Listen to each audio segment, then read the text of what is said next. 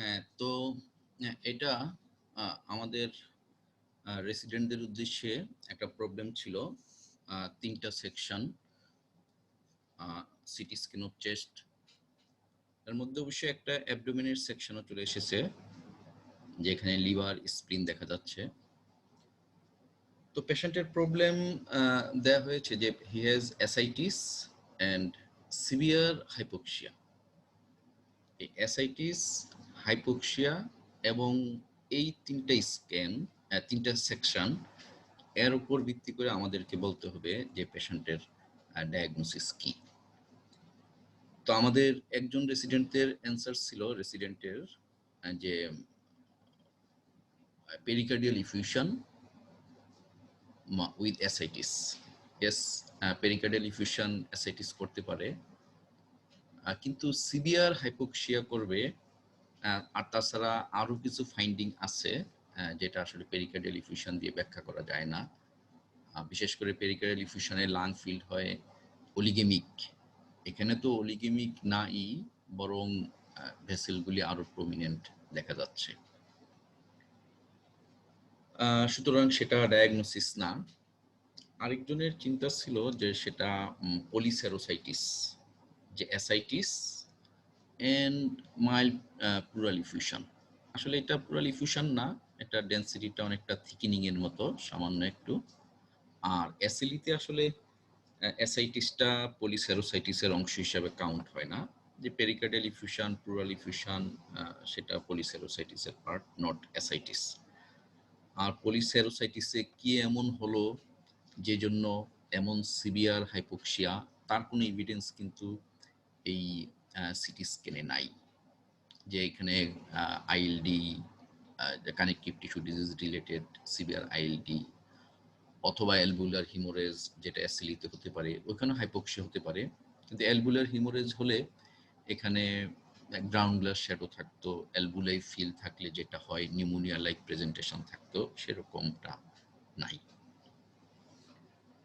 তো আরেকজনের ডায়াগনোসিস ছিল, ডায়াগনোসিস না ঠিক, ফাইন্ডিং ছিল যে prominent pulmonary artery, branches of pulmonary artery and irregular liver. সেটা ফাইন্ডিং, দ্যাটস ওকে, কিন্তু how will you explain hypoxia, not only hypoxia, severe hypoxia. সেই এক্সপ্লেনেশনে আসলে যাওয়া সম্ভব হয় নাই।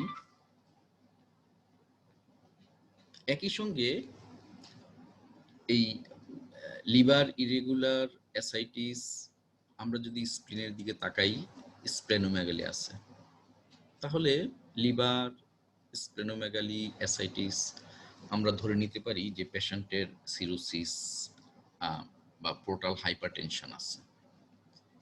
এখন পোর্টাল হাইপারটেনশন বা সিরোসিসের সাথে আমাদের রেসপিরেটরির কি এমন রিলেশন যেখানে সিভিয়ার হাইপোক্সিয়া হতে পারে, এবং একই সঙ্গে এই সেকশনে, সিটি চেস্টের সেকশনে কি এমন আছে যেটা দেখে আমরা বলতে পারি যে this is the diagnosis.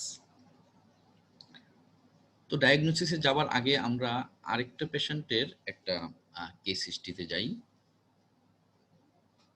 The 59-year-old male, he has respiratory distress and cough for 6 months, not responding to medication, has cyanosis, clubbing, and platypnea. Platypnea means um, respiratory distress on standing position, শ্বাসকষ্ট বেড়ে যায়, অর্থোপনিয়ার opposite. এখানে একটা clue আছে যে প্লেটিপনিয়া, এটা একটা বিশেষ কন্ডিশনে হয়। পেশেন্টের প্রিকোডিয়াম ওকে, কার্ডিয়াক কোনো প্রবলেম নাই, নো মারমার, কিন্তু ফিউ বাইবেজাল ক্রিপিটেশনস আছে। Abnormal liver function test. এখানে কিছু ক্লু আছে কিন্তু সেটাকে ইগনোর করা হয়েছিল। ইকোনর্মাল এবিজি সিভিয়ার হাইপোক্সিয়া, আমরা যেটা ক্লিনিক্যালি আমরা সায়ানোসিস পেয়েছি। যেহেতু পেশেন্টের বাইভেজাল ক্রেপস আছে এবং রেসপিরেটরি ডিস্ট্রেস আছে, তাকে এইচআরসিটি টেস্ট করানো হলো। এইচআরসিটিতে মাইল্ড রেটিকুলো নোডুলার অপাসিটি, কিন্তু মানে সেই আইএলডিটা এত মাইল্ড ছিল যে সেটা দিয়ে আসলে অত সিভিয়ার হাইপোক্সিয়া এক্সপ্লেন করা যাচ্ছিল না। 45 বা 50 millimetre mercury oxygen, severe cyanosis, সেটা দিয়ে আসলে ব্যাখ্যা করা যাচ্ছিল না। যদি আমরা আইএলডি উইথ হাইপোক্সিয়া সেটা মেনে নিই, তাহলে কিন্তু ইভালুয়েশন এখানেই শেষ হয়ে যায়। কিন্তু সেটা যেহেতু ডিসপ্রপোর্শনেট ছিল, নেক্সট কি করা হলো যে কোনো থ্রোম্বোএম্বোলিজম আছে কিনা, পালমারি থ্রোম্বোএম্বোলিজম, ক্রনিক থ্রোম্বোএম্বোলিক পালমারি হাইপারটেনশন। তো পালমারি থ্রোম্বোএম্বোলিজম এক্সক্লুড করা হলো by CTPA, CT pulmonary angiogram.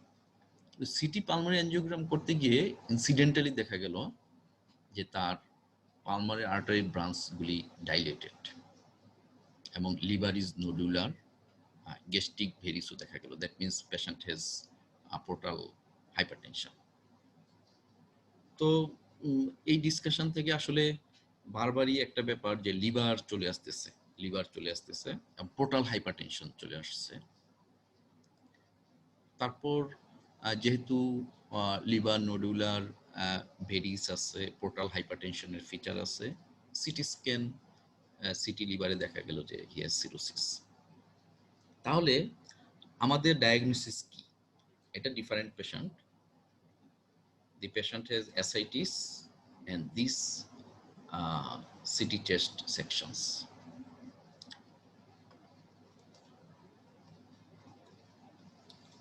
Second patient যেটা বললাম যে তার একটা রিকনস্ট্রাক্টেড সিটি পালমারি এনজিওগ্রাম, তার dilated branches of pulmonary artery. এই ডাইলেটেশন অ্যান্ড লিভার ডিজিজ এটা কিন্তু খুব স্ট্রংলি সাজেস্ট করে একটা ডিজিজ যেটাতে আমরা যাচ্ছি।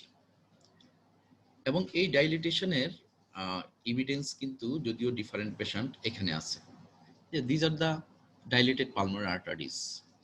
পালমারি আর্টারিগুলি এত ডাইলেটেড থাকার কথা না, এবং it extended up to the pleura, pleura পর্যন্ত এক্সটেন্ডেড ডাইলেটেড পালমারি আর্টারি। তো dilated pulmonary artery, hypoxia and liver disease diagnosis কি হতে পারে, সেটা আমরা প্রায় ডায়াগনোসিসের কাছে চলে গেছি, বা অথবা ইন দ্য মিন টাইম অনেকেই বুঝে ফেলেছে যে ব্যাপারটা আসলে কি, যে ascites, that is cirrhosis, dilated pulmonary artery, severe hypoxia, এবং এর সাথে যদি আমি প্লেটিপনিয়ার অ্যাড করি তাহলে ডায়াগনোসিস বলে দেওয়া উচিত এখনই।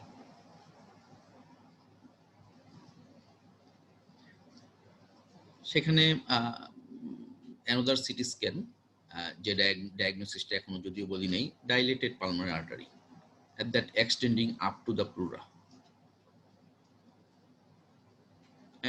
একজন বলেছিল যে পালমারি হাইপারটেনশন কিনা। পালমারি হাইপারটেনশনে আসলে অলিগেমিয়া হবে, ভেসেলগুলি এত ডিস্টালি, এখানে branches, prominent branches, multiple branches of pulmonary artery, এখানে অলিগেমিয়া হবে। পেরিফেরাল প্রুনিং যেটাকে বলে, যে ডিস্টালি গিয়ে আর ভেসেলগুলি দেখা যায় না ইন কেস অফ পালমারি হাইপারটেনশন, এবং অলিগেমিয়া হওয়ার কথা। এখানে আমরা কিন্তু উল্টা প্লেথরিক পাচ্ছি, প্লাস ভেসেলগুলি ডাইলেটেড পাচ্ছি। One of the striking finding যে that dilated artery extends up to pleura, and here there are dilated capillary like features, the hereditary telangiectasia, not dilated capillary, but telangiectasia like features here. অনেক সময় পালমারি টেলেনজেকটেশিয়াতে এরকম finding পাই যে এখানে dilated হয়ে থাকে, কিন্তু সেইখানে পুরো পালমারি আর্টারি ডাইলেটেড হবে সেটা আনলাইকলি। এখানেও the branches of pulmonary arteries. So why hypoxia? What is the relation of this dilated pulmonary artery with liver disease or portal hypertension? another CT scan, dilated pulmonary artery, and here telangiectasia like features.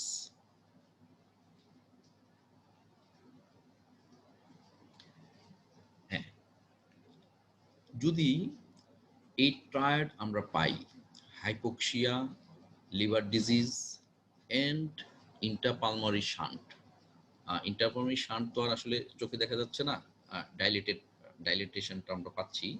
ইন্টারপালমারি shunt, এই তিনটা যদি একসাথে থাকে তখন তার diagnosis হলো হেপাটোপালমোনারি syndrome.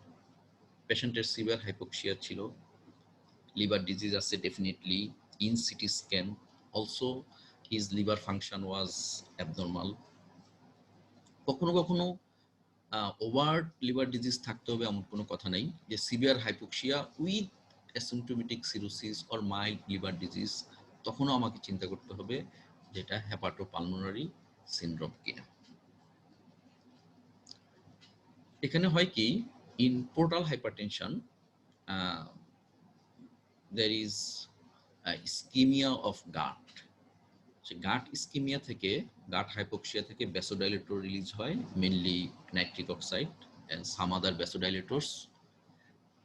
These vasodilators cause pulmonary vasodilatation, and ultimately this vasodilatation cause arteriovenous communication. Pulmonary artery থেকে সরাসরি ভেইনে ব্লাড চলে যাচ্ছে, তাহলে একটা শান্ট হচ্ছে, হার্টকে বাইপাস করেই পালমোনারি আর্টারির ভেনাস ব্লাড পালমোনারি ভেইনে চলে যাচ্ছে, যেটা আবার সিস্টেমিক সার্কুলেশনে যাচ্ছে। আলটিমেটলি পেশেন্টের সায়ানোসিস হচ্ছে, ক্লাবিং হচ্ছে। সুতরাং কোনো লিভার ডিজিজের পেশেন্টের যদি ক্লাবিং এবং সায়ানোসিস থাকে, আমরা চিন্তা করব যে এটা হেপাটোপালমোনারি সিনড্রোম কিনা। এবং এই হেপাটোপালমোনারি সিনড্রোম কিন্তু আনকমন না। কোনো ওয়ার্ডে যদি 10টা সিএলডি পেশেন্ট থাকে, তাহলে ধরে নেওয়া যায় যে সেখানে 2-3টা হেপাটোপালমোনারি সিনড্রোম থাকতে পারে, আপ টু 30%। আরো কমও হতে পারে, কিন্তু up to 30 or more percent of cirrhosis patient may have hepatopulmonary syndrome. তো সমস্যাটা হয় কি, যে সিরোসিসে পেশেন্টের রেসপিরেটরি ডিস্ট্রেস হওয়ার অনেকগুলি কারণই থাকে, যেমন অ্যাসাইটিস মেকানিক্যাল কারণে হচ্ছে, অথবা প্লুরাল ইফিউশন আছে, সেই জন্য তার হাইপোক্সিয়া, সেটা রেসপিরেটরি ডিস্ট্রেস চিন্তা করতেছি। কিন্তু আমরা যদি আরেকটু ডিপলি চিন্তা করি বা সিটি টেস্ট করি, এবং সিটি টেস্টের ফাইন্ডিং যদি আমরা ইভালুয়েট করতে পারি, যে dilated pulmonary arteries, branches of pulmonary arteries, এবং ওই পেশেন্টের যদি আমরা তাকে স্ট্যান্ডিং পজিশন এবং সিটিং পজিশনের মধ্যে মানে SpO2 ডিফারেন্সটা দেখি, তাহলে দেখবো যে এটা হার্ট ফেলিউরের উল্টা। সে লাইং পজিশনের চেয়ে স্ট্যান্ডিং পজিশনে তার SpO2 কমে যাচ্ছে। তারপর প্লেটিপনিয়া হচ্ছে, প্লেটিপনিয়া মানে তার respiratory distress on standing position. তাহলে একটা সিরোসিসের পেশেন্টের যদি আনএক্সপ্লেইনড হাইপোক্সিয়া থাকে বা আনএক্সপ্লেইনড রেসপিরেটরি ডিস্ট্রেস থাকে, তার যদি ক্লাবিং সায়ানোসিস থাকে, আমি আবারও রিপিট করছি যে আমরা চিন্তা করব যে এটা হেপাটোপালমোনারি সিনড্রোম কিনা। পালমোনারি কমপ্লিকেশন লিভার ডিজিজের অনেক আছে, এটা একটা বিরাট চার্ট। কিন্তু আমরা যদি শুধু ভাস্কুলার লাইনে চিন্তা করি, যে পালমোনারি ভেসেলে একটা লিভার ডিজিজ কি কি ইম্প্যাক্ট ফেলে, কি প্রভাব ফেলে, সেটা একটা হলো হেপাটোপালমোনারি সিনড্রোম, যেটা বললাম যে পালমোনারি আর্টারিগুলি ডাইলেট হয়ে যাচ্ছে due to release of vasodilator in portal hypertension. আরেকটা পোর্টোপালমোনারি হাইপারটেনশন, তার পালমোনারি হাইপারটেনশন সরাসরি পালমোনারি ভেসেলের উপর তার ভাস্কুলোপ্যাথি করে এবং পালমোনারি হাইপারটেনশন পাচ্ছি। তাহলে একটা লিভার ডিজিজ, আমরা যখন পালমোনারি হাইপারটেনশন ইভালুয়েট করি, তখন কিন্তু লিভার ফাংশনও দেখতে হয়, যদি অ্যাপারেন্ট কোনো কজ না থাকে, যেমন মাইট্রাল স্টেনোসিস, সিওপিডি, আইএলডি, আদার ইভিডেন্ট কোনো কজ নাই, কানেকটিভ ডিজিজ নাই, তখন কিন্তু আমাদেরকে 1 by 1, যদি লিভার ডিজিজটা প্রমিনেন্ট নাও থাকে, আমাদেরকে লিভার ফাংশন টেস্ট করতে হবে, যে এটা বা পোর্টাল হাইপারটেনশন আছে কিনা সেটা দেখতে হবে। তাহলে আমাদের আজকে লার্নিং হলো যে যদি কোনো পেশেন্টের লিভার ডিজিজের পেশেন্টের হাইপোক্সিয়া থাকে, আমরা তার একটা সিটি টেস্ট করাবো, HRCT টেস্ট, এবং সেখানে যদি এরকম আমরা ভাস্কুলার ডাইলেটেশন পাই, আমাদের ডায়াগনোসিস হবে হেপাটোপালমোনারি সিনড্রোম।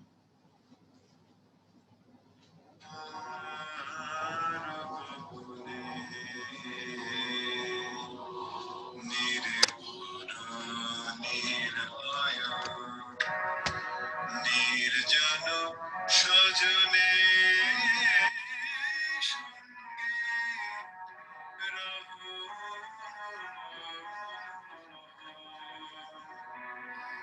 চির সখা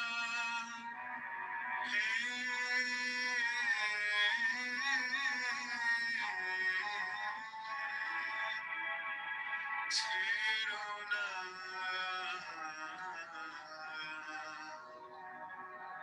মোরে, ছেড়ো না।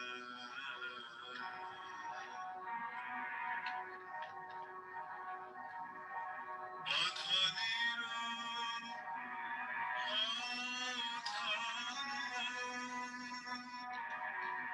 অনাথের নাথ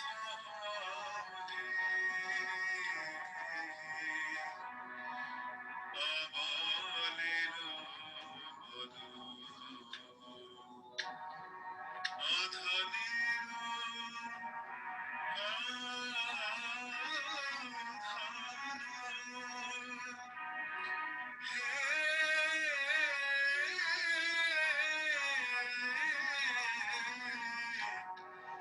জরা ভরা দূরে নবীন করো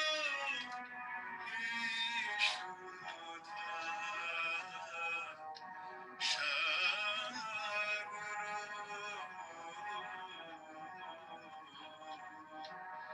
চির সখা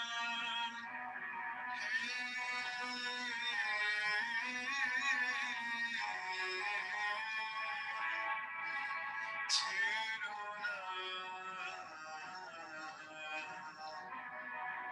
মোরে, ছেড়ো না। সংসার গগনে নির্ভয় নির্ভর নির্জন সজনে সঙ্গে রব